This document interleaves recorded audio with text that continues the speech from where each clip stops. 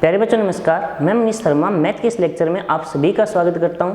और बच्चों आज के इस लेक्चर में हम प्लेन से रिलेटेड कुछ और जानकारी पढ़ेंगे। प्रीवियस लेक्चर में बच्चों मैंने आपको लगभग 14.6 से रिलेटेड जितने भी क्वेश्चन हैं वो लगभग कंप्लीट करवा दिए हैं।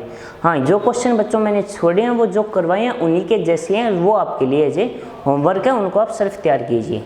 तो ये बच्चों आज आगे की जानकारी पढ़ते हैं। आज का बच्चों जो हमारा पहला टॉपिक रहेगा वो रहेगा एंगल बिटवीन टू प्लेन। आज का जो हमारा ये लेक्चर रहेगा उसका जो फर्स्ट टॉपिक है आज का, जिसमें हम कुछ टॉपिक पढ़ेंगे, ये बच्चों एंगल बिटवीन टू प्लेन यानी दो समतलों के मध्य कोण। आज किस लेक्चर तो मान लीजिए बच्चों आपके पास दो प्लेन है Q1 और R dot N2 equal to Q2। ठीक है, तो समझने की कोशिश कीजिए। एक मान लीजिए बच्चों आपके पास ये प्लेन है और ये इसका परपेंडिकुलर नॉर्मल वेक्टर है। ठीक है, एक ये प्लेन है और इसका नॉर्मल कुछ ऐसा मान लीजिए। तो जो प्लेन के बीच एंगल होगा वो इनके नॉर्मल के बीच एंगल होगा या नहीं होगा। ठीक है, बात समझ आ रही है? यानी आप समझने की कोशिश कीजिए। जैसे मेरे दो हाथ हैं, इसे मैं एक प्लेन मानता हूँ दूसरा, तो जब ये दो प्लेन के बीच जो एंगल बनेगा वही इनके नॉर्मल के बीच का एंगल भी होगा या नहीं होगा। कि जो इसके ऊपर नॉर्मल होगा इसके ऊपर नॉर्मल यानी जो लंबवत होगा दोनों के ऊपर अभिलंब, उनके बीच का भी वही एंगल बनेगा या नहीं बनेगा। वही एंगल बनेगा ना।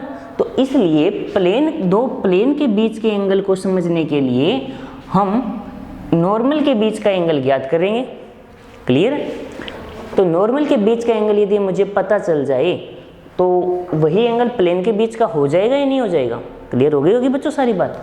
रिपीट कर देता हूँ, थोड़ी सी बात ध्यान से समझने की कोशिश कीजिए कि जब भी आपके पास ऐसा क्वेश्चन आ जाए जहां आपको दो समतलों के मध्य कोण ज्ञात करना हो, यानी दो प्लेन के बीच में एंगल फाइंड आउट करना हो, तो उस स्थिति में बच्चों आप क्या करोगे, जो दोनों के नॉर्मल वेक्टर है यानी जो दोनों के अभिलंब सदिश है उनके बीच का कोण पता करोगे।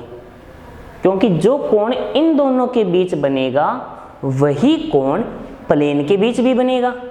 और बच्चों अब यदि आपके पास दो वेक्टर हो जाते हैं, n वेक्टर और n2 वेक्टर, और दो वेक्टर के बीच का कोण निकालने का फॉर्मूला आपने 13 चैप्टर यानी आपकी जो 13वीं प्रश्नावली करवाई थी उसमें मैंने बताया था। तो क्या फॉर्मूला था, एक बार उसको याद करते हैं दोबारा कि a वेक्टर और b वेक्टर दो वेक्टर हों तो कोस थीटा का फॉर्मूला क्या होता था, a dot b upon magnitude of a and magnitude of b। याद आया या नहीं आया? यही पढ़ा है। तो सेम यही प्रोसेस यदि बच्चों मैं यहाँ लगाता हूँ तो ये क्या हो जाएगा, cos theta equal to n1 vector dot n2 vector divide by n1 का मैग्नीट्यूड और n2 का मैग्नीट्यूड। बात समझ आई या नहीं? कोई दिक्कत है? याद रह जाएगा ना आपको बच्चों। ये जितने भी फॉर्मूले हैं उनको पीछे जो इतना आपका नॉलेज है उससे रिलेटेड करके चलना है। यदि इतना काम आप कर लेते हो तो मान के चलिए आपको इन फॉर्मूलों में कभी भी कोई भी दिक्कत नहीं आएगी।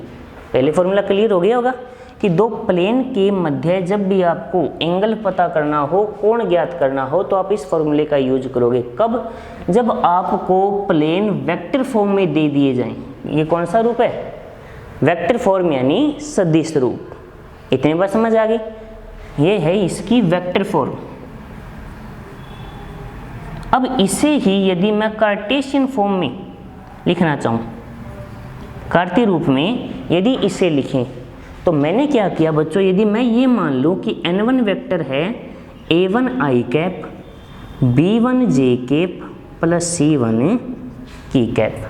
ठीक है, और आपका n2 वेक्टर है a2 i cap b2 j cap plus c2 की कैप। कुछ ऐसा है। तो जो आपका बच्चों कोस थीटा का फॉर्मूला बनेगा वो हो जाएगा a1 a2 plus b1 b2 plus c1 c2 divide by root के अंदर a1 square b1 square plus c1 square, और यहाँ पे भी रूट के अंदर आ जाएगा a2 square plus b2 square plus c2 square. एक बच्चों ये फॉर्मूला हो जाएगा। क्लियर है? इन दोनों का डॉट प्रोडक्ट, दोनों का मैग्नीट्यूड ऐसा बनेगा। तो क्लियर, आपको याद रखना है जब आपके पास जो वेक्टर है कुछ इस फॉर्मेट में आए, जो प्लेन है सॉरी इस फॉर्मेट में हो, तो कोस थीटा का ये फॉर्मूला होगा। और यदि आपको कार्टेशियन फॉर्मेट में निकालना हो तो n1 n2 वेक्टर पता कीजिए और फिर ये ऐसा एक फॉर्मूला बना लीजिए। क्लियर हो गया? आगे देखिए। अब बच्चों दोनों वेक्टर यानी जो थीटा है वो यदि 90 डिग्री हो जाए, थीटा क्या हो जाए बच्चों 90 डिग्री हो जाए, कहने का अर्थ ये हो गया कि यदि दोनों प्लेन एक दूसरे के ऊपर लंबवत हो यानी परपेंडिकुलर हो, तो क्या कंडीशन होगी, या ये सिद्ध करना आ जाए कि सिद्ध कीजिए कि दोनों प्लेन लंबवत है या परपेंडिकुलर, तो आप क्या सिद्ध करोगे कि जब थीटा 90 होता है तो कोस थीटा क्या हो जाएगा 0। कोस 0 होने का मतलब ये ऊपर वाली दोनों वैल्यू क्या हो जाएगी 0। यानी या तो मैं ये लिख दूंगा कि n1 डॉट n2 0 होना चाहिए, या a1 a2 plus b1 b2 plus c1 c2 भी क्या होना चाहिए 0। तो बच्चों यदि दो ये केस लागू हो जाते हैं तो आप ये बोल सकते हो कि जो दोनों प्लेन है वो एक दूसरे के ऊपर लंबवत है यानी परपेंडिकुलर है। बात समझ आई होगी? तो याद रखना जब भी ऐसा पूछ लिया जाए, आपको दो प्लेन दे दिए जाए, इसमें बच्चों दो तरीके के क्वेश्चन बन सकते हैं। पहला क्वेश्चन ये बन सकता है कि आपको एक क्वेश्चन दो प्लेन देगा और वो ये बोल देगा कि सिद्ध करो कि दिए गए परपेंडिकुलर लंबवत है, तो आप इनका डॉट प्रोडक्ट निकालो।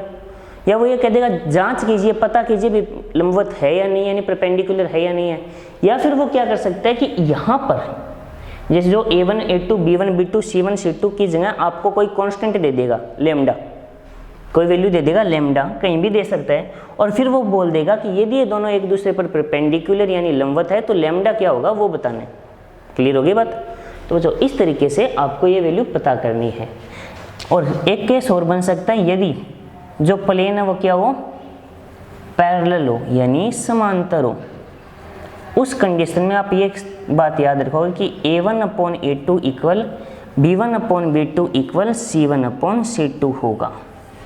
इतनी बात बच्चों देखो आराम से, बात दिमाग में बैठी या नहीं बैठी। यदि किसी को स्क्रीनशॉट लेना है तो वीडियो को पॉज करके स्क्रीनशॉट भी ले सकते हो, और पहले इतनी बात देखो फिर इससे रिलेटेड एक आधा क्वेश्चन करते हैं।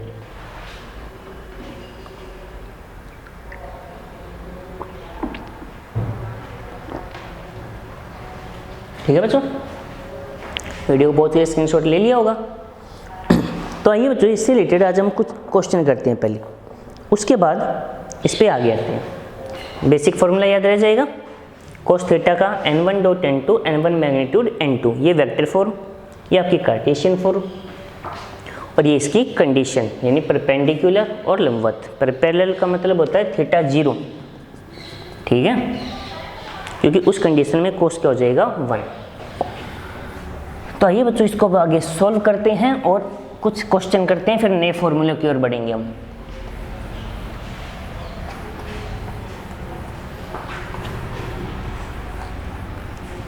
तो क्वेश्चन है आपकी बुक का बच्चों एग्जाम्पल, ये एग्जाम्पल नंबर 29 जो आपको सोल्व करवा रहा हूँ कि आपको एक दो प्लेन दिए गए हैं और उनके बीच का आपको एंगल फाइंड आउट करना है, यानी कोण बताना है। तो मैं प्लेन लिख लेता हूँ सबसे पहले। एग्जाम्पल नंबर 29 बच्चों आपकी बुक का ही है। पहला प्लेन है r dot 2i minus 3j plus 4k, 2i minus 3j plus 4k कुछ ऐसा है, इक्वल है बच्चों इसके 1, ठीक है। This is your equation number 1। Second जो बच्चों आपका प्लेन है वो है r dot minus I plus J equal to 4, minus I K plus J cap equal to 4, and this is your equation number 2। ठीक है बच्चों, इतनी बात समझ आ गई।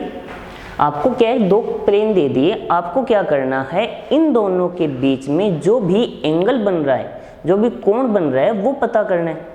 तो फॉर्मूले के अकॉर्डिंग सबसे पहले बच्चों मैं यहाँ पे क्या लिखूंगा, n1 वेक्टर।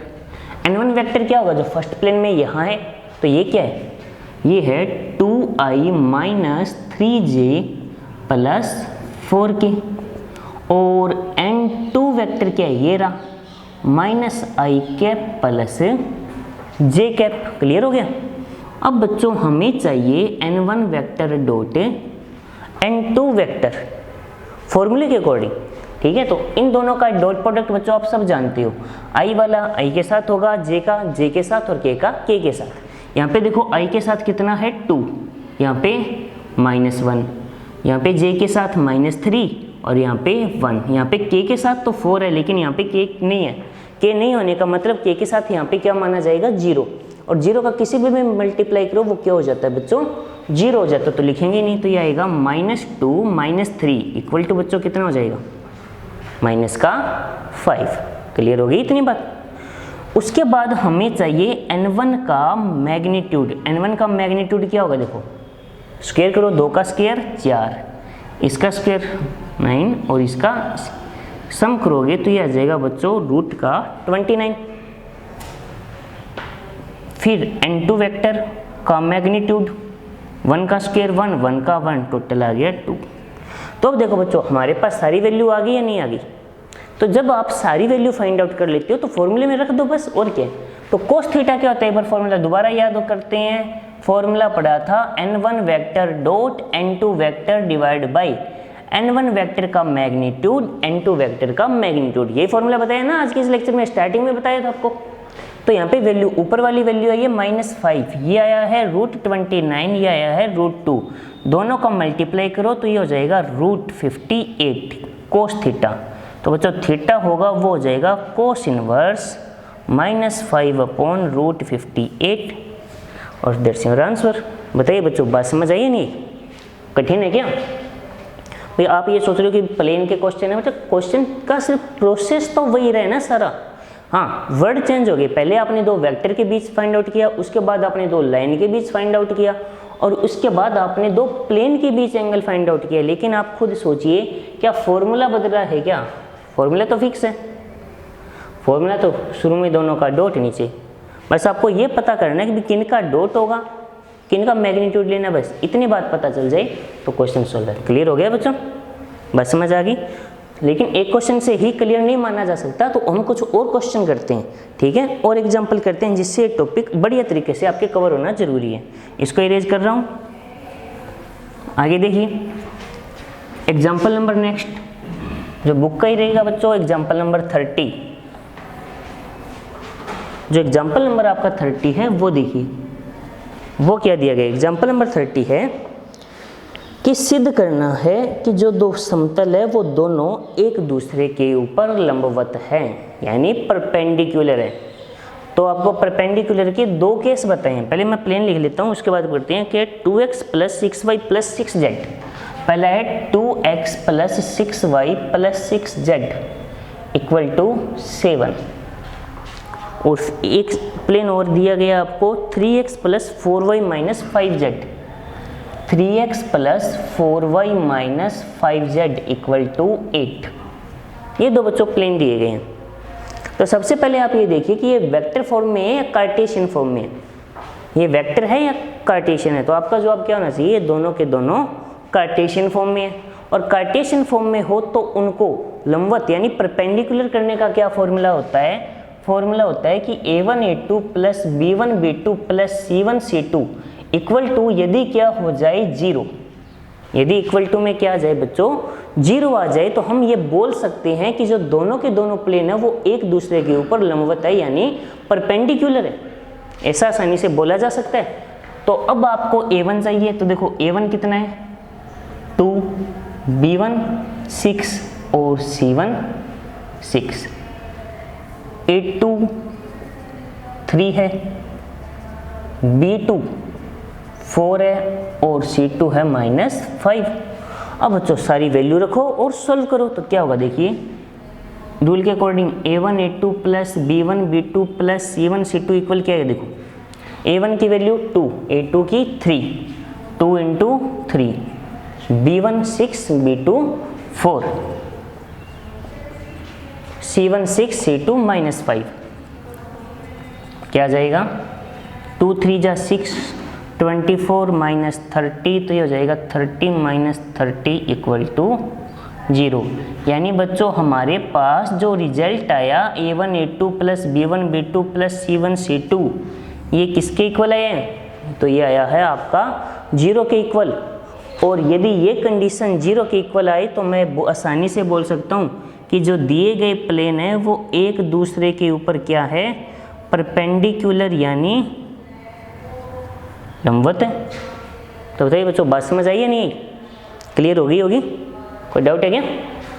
सिंपल सा केस है, आपको याद रखना है। यदि वेक्टर फॉर्मेट में होता तो n1 डॉट n2 0 करोगे, कार्टेशियन फॉर्मेट में है तो A1 A2 plus B1 B2 plus C1 C2 को आप क्या लिखोगे? 0। क्लियर हो गया? बात समझ आ गई होगी सारी। तो आइए फिर एक क्वेश्चन और है जिसमें मैंने बताया था ना आपके आगे इसमें कितने तरीके के क्वेश्चन बनते हैं। इसमें आपके 3 तरीके के क्वेश्चन बनेंगे। पहला नंबर 1, 2 प्लेन देकर आपको उनके बीच का वो एंगल पूछेगा जो हमने पहले एग्जाम्पल किया। फिर वो क्या कहेगा भाई 2 प्लेन देकर ये पूछेगा प्रूव कीजिए कि वो परपेंडिकुलर हैं यानी लंबवत हैं। ये एग्जाम्पल रहा। और थर्ड केस मैंने क्या था, आपको कोई एक कांस्टेंट वैल्यू देकर एक ऐसी वैल्यू देगा जो उसके अंदर नहीं दी गई है, ऐसा प्लेन देगा जिसके अंदर कोई वैल्यू है वो मिसिंग है, वो पता करनी है कब? जब दोनों परपेंडिकुलर हो। तो नेक्स्ट क्वेश्चन बच्चों इसी टाइप का रहेगा। देखिए एग्जाम्पल नंबर 31।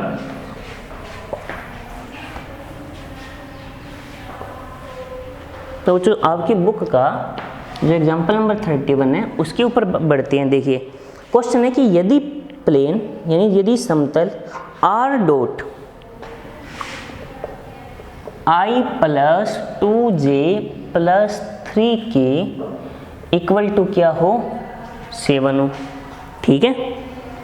एक प्लेन और दिया है r dot lambda I plus 2j lambda I plus 2j minus 7k equal to यदि 26 है।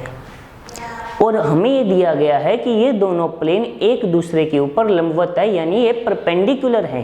तो लैम्डा की वैल्यू क्या होगी? Find the value of lambda for which planes are perpendicular. यानी यदि दोनों प्लेन एक दूसरे के ऊपर लंबवत हैं तो लैम्डा क्या होना चाहिए? तो बच्चों सबसे पहले मैं लिखूंगा n1। n1 क्या है मेरे पास? I plus 2j plus 3k। n2 क्या है मेरे पास? Lambda I plus 2j minus 7k, कुछ ऐसा। और बच्चों यदि ये दोनों प्लेन एक दूसरे के ऊपर परपेंडिकुलर हो यानी लंबवत हो तो हम जानते हैं n1 डॉट n2 इनका जो डॉट प्रोडक्ट होगा n1 n2 का वो क्या होना चाहिए? 0 होना चाहिए। जानते हैं ना? तो इन दोनों का डॉट प्रोडक्ट करो तो आप सब जानते हो I वाला I के साथ, J का J और K का K के साथ। तो 1 into lambda plus 2 into 2 plus 3 into minus 7 equal to आएगा बच्चों 0। तो lambda plus 4 minus 21 equal to 0। Lambda आएगा बच्चों, इन दोनों को इधर ले आओ, 21 माइनस 4 तो लैम्डा की वैल्यू 17। क्लियर है? तो यदि यहाँ पे आपके पास लैम्डा 17 होता है यानी लैम्डा की वैल्यू कितनी हो? 17 हो तो आपके ये जो दोनों प्लेन हैं, दोनों समतल हैं, वो एक दूसरे के ऊपर परपेंडिकुलर होंगे यानी लंबवत होंगे। क्लियर हो गया बच्चों? तो बात समझ आ गई होगी कि दो समतल के मध्य कोण यानी एंगल बिटवीन टू प्लेन से क्या किस तरीके के क्वेश्चन बनते हैं। बस बच्चों इनसे रिलेटेड कुछ ऐसे ही क्वेश्चन होंगे यहाँ पे। हाँ, प्लेन की इक्वेशन अलग अलग होगी और ज़्यादा कुछ नहीं होगा। आपका काम सिर्फ वही है, जितने जो क्वेश्चन अभी हमने किए हैं उस प्रोसेस को फॉलो करो और इस तरीके के सारे क्वेश्चन सोल्व हो जाएंगे। क्लियर हो गया बच्चों? तो इस टॉपिक को क्लियर मानते हैं। बाकी हाँ, इसके क्वेश्चन और करेंगे, ठीक है। लेकिन इससे पहले आज एक और टॉपिक हम पढ़ेंगे। अभी बच्चों जो हमने पढ़ा वो था एंगल बिटवीन टू प्लेन। अब जो टॉपिक हम पढ़ेंगे angle between plane and line, अर्थात कहने का मतलब हो गया रेखा व समतल के मध्य कोण, कुछ ऐसा। अब जो बच्चों हमारा जो नेक्स्ट टॉपिक है वो है रेखा व समतल के मध्य कोण। आज इस फॉर्मूले को समझते हैं और इसके क्वेश्चन करेंगे नेक्स्ट लेक्चर में, ठीक है। तो बच्चों मान लीजिए ये आपके पास कोई प्लेन है, ये इसका नॉर्मल आ गया, ये कोई लाइन जा रही है, ठीक है। तो प्लेन के साथ वो एंगल कितना बना रही है, थीटा। अब आपको एक बात बता देता हूँ, कोई बच्चा ये सोच रहा होगा सर एंगल उधर क्यों नहीं लिया, तो बच्चों मैं आपको एक कन्फ्यूजन जो आपका क्लियर कर देता हूँ। ये आप देख सकते हो, ये प्लेन ऐसे ना होकर, जैसे मेरा हाथ है ऐसे है और ये कोई लाइन इसको ऐसे काट रही है, मान लीजिए जैसे ये मार्कर जा रहा है वैसे मान लीजिए लाइन जा रही है, क्लियर है। तो अब एंगल देखो, ये जो यहाँ पे ये जो लाइन है इसको मैं एक और आपको जो चीज़ बता रहा हूँ समझने की कोशिश करो। ये जो एक और मार्कर है वो इसका नॉर्मल है, अभिलंब है। तो जो एंगल है वो इन दोनों के बीच है या इन दोनों के बीच है, हमें ये एंगल पता करना है, न कि इधर वाला। बस समझ आ गई होगी। तो ये बच्चों हमने किए, लेकिन प्लेन के साथ ये एंगल पता करना थोड़ा डिफिकल्ट होता है, तो इसलिए हम इस एंगल को क्या मान सकते हैं, π/2 - थीटा नहीं मान सकते। क्यों मान सकते हैं कि यदि ये थीटा है तो बच्चों ये इसके ऊपर पूरा 90 डिग्री का एंगल बनाता है, तो ये हो जाएगा 90 - थीटा। तो अब लाइन की इक्वेशन आप जानते हो क्या होती है, r vector equal to a vector plus lambda b vector, और प्लेन होता है r.n इक्वल टू q मान लिया एक बार, ठीक है। तो यहाँ पे डायरेक्शन रेशियो इन दोनों से तो पता चल रहे हैं, तो एंगल का वही फॉर्मूला कि कोस, लेकिन इन दोनों के बीच जो एंगल है वो थीटा नहीं होकर क्या है बच्चों, π/2 - थीटा है। हम किन दोनों के बीच एंगल पता कर रहे हैं, थीटा की वैल्यू चाहिए हमें, लेकिन थीटा कैसे आएगा भी, इन दोनों के बीच की तो कोई कंडीशन ही नहीं बनेगी। कंडीशन बनेगी लाइन और नॉर्मल के बीच। ये भी देख देखिए नॉर्मल भी तो लाइन ही है, और दो वेक्टर के बीच का कोण जो होगा वो कोस होता है, तो कोस, लेकिन इनके बीच का जो एंगल है वो है π/2 - थीटा। तो यहाँ पे लिखेंगे कोस π/2 - थीटा। फॉर्मूला बच्चों पीछे वाले के जैसा, b vector dot n vector, b vector का मैग्नीट्यूड n वेक्टर का मैग्नीट्यूड। क्लियर हो गई बात समझ आ गई होगी। तो ये क्या आ जाएगा बच्चों, साइन थीटा इक्वल टू क्या हो जाएगा, b vector dot n vector, b vector का मैग्नीट्यूड n वेक्टर का मैग्नीट्यूड। क्लियर हो गया। तो ये बच्चों फॉर्मूला होता है एक प्लेन और एक लाइन के बीच में एंगल यानी कोण पता करने का, ठीक है। तो क्वेश्चन में सीधा सा सिंपल फंडा आपको याद रखना है कि r वेक्टर का r क्या है, लाइन की इक्वेशन को ये बता रहा है a vector plus lambda b vector, ठीक है, और ये है r.n इक्वल टू q। तो जो बच्चों इनके बीच का जो फॉर्मूला होगा वो याद रखना। अभी तक हमने जहाँ पर भी एंगल का जिक्र किया कोस थीटा ही लिया, लेकिन अब एंगल के लिए हम साइन थीटा यूज करेंगे और b.n। और यहाँ पे थोड़ी सी बातें आपको याद रखनी है। इस बार थीटा π/2 होने पर साइन थीटा 1 होता है, यानी हमें ये कंडीशन नहीं पढ़नी, हमें पढ़ना है थीटा 0। थीटा 0 होने का मतलब वो क्या हो जाएगी, पैरेलल। क्या हो जाएगी, पैरेलल हो जाएगी। थीटा 0 तो ये लाइन क्या हो जाएगी, पैरेलल, यानी इस कंडीशन में साइन थीटा क्या हो जाएगा, 0। तो यहाँ पे बच्चों क्वेश्चन लंबवत का नहीं होगा, यहाँ पे पैरेलल का होगा, समांतर का, ठीक है। भी दो रेखाएं, भी दो प्लेन थे वो लंबवत थे, अब एक रेखा और एक प्लेन क्या होनी चाहिए, समांतर। हम इस केस के ऊपर स्टडी करेंगे। तो यदि ये समांतर होंगे तो साइन थीटा क्या होगा, 0 होगा। क्लियर है बच्चों। तो आज के लेक्चर के लिए इतना ही, बाकी की जानकारी करेंगे नेक्स्ट लेक्चर में। तो तब तक के लिए टेक केयर, धन्यवाद।